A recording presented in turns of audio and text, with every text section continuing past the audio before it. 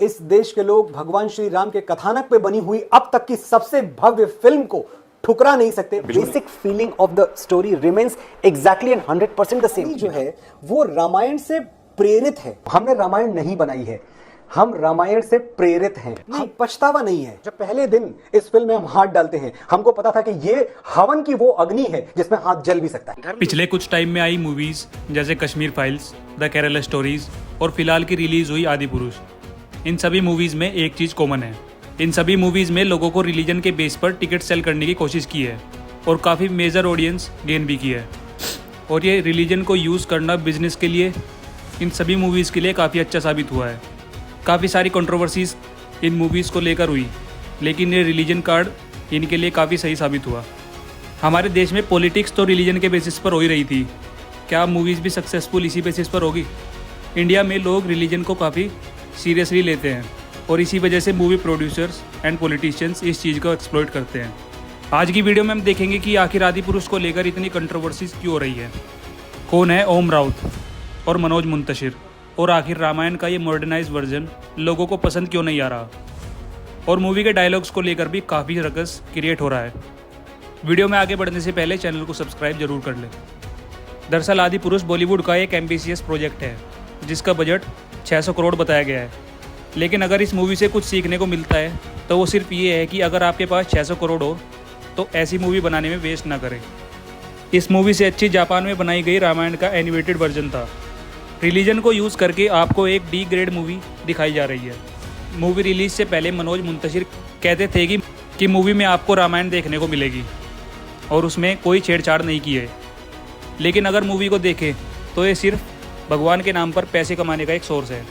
इस देश के लोग भगवान श्री राम के कथानक पे बनी हुई अब तक की सबसे भव्य फिल्म को ठुकरा नहीं सकते। जो रामायण लोगों ने सुनी है, पढ़ी है, देखी है, एग्जैक्टली वही रामायण है, कुछ भी अलग नहीं है। Not even 1% of our film is deviation from the actual Ramayana. The basic feeling of the story remains exactly and 100% the same.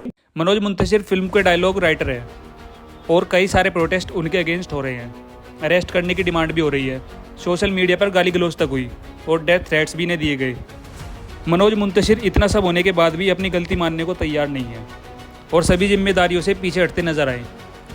अब तो ये भी कह रहे हैं कि ये सिर्फ रामायण से इंस्पायर्ड थी। कहानी जो है वो रामायण से प्रेरित है। हमने रामायण नहीं बनाई है, हम रामायण से प्रेरित हैं। हमने कभी फिल्म को शुद्धता के पैमाने पर सेल नहीं किया। ये जो पात्र हैं और जो चरित्र हैं, इसके लिए आपको ओम राउत से बात करनी होगी। मुंतशिर को मुंबई पुलिस ने प्रोटेक्शन देने की बात कही है क्योंकि काफ़ी सारे डेथ थ्रेट्स उन्हें रोज़ मिल रहे हैं।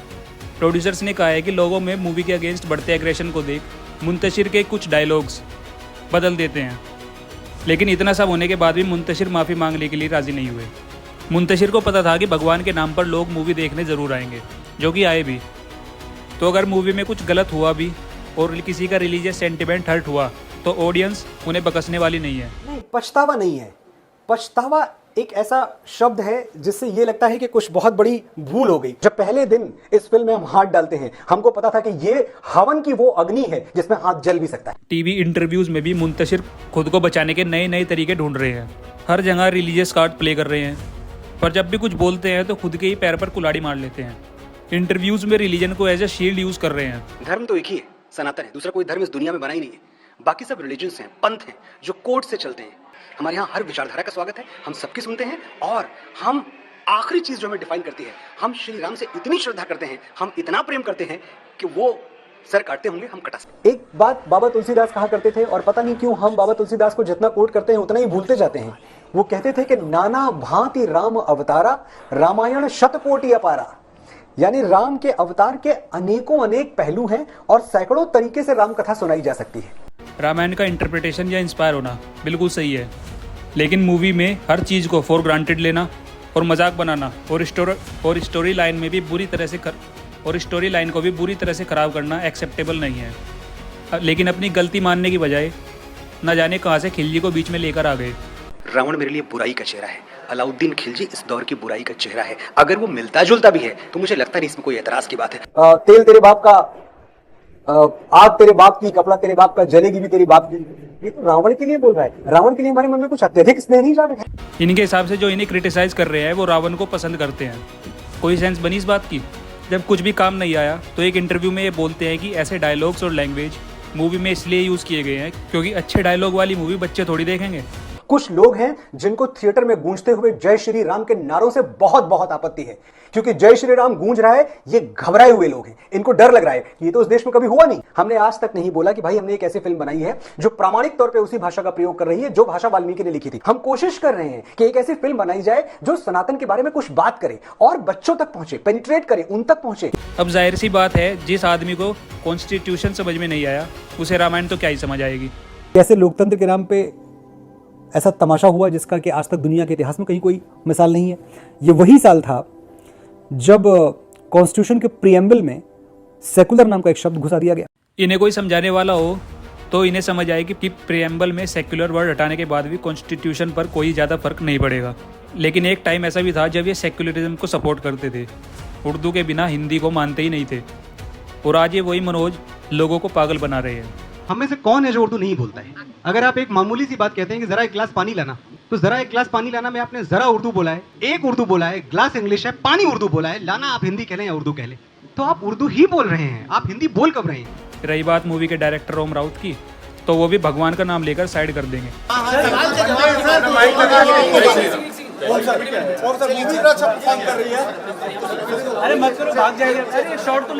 मेरे ओपिनियन में जब तक लोग रिलीजन के नाम पर बेवकूफ़ बनते रहेंगे तब तक पॉलिटिशियंस और ऐसे मूवी मेकर्स आपके इन्हीं सेंटिमेंट्स का फ़ायदा उठाकर आपसे फ़ायदा लेते रहेंगे, चाहे वो वोट्स हो या फिर आपका पैसा। ज़रूरी ये है कि आप रिलीजन से ऊपर उठकर बेसिक इश्यूज़ पर बात करें, मंदिर मस्जिद छोड़कर देश में क्या हो रहा है उस पर ध्यान दें। मिलते हैं अगले किसी वीडियो में, तब तक के लिए चैनल को सब्सक्राइब ज़रूर कर लें।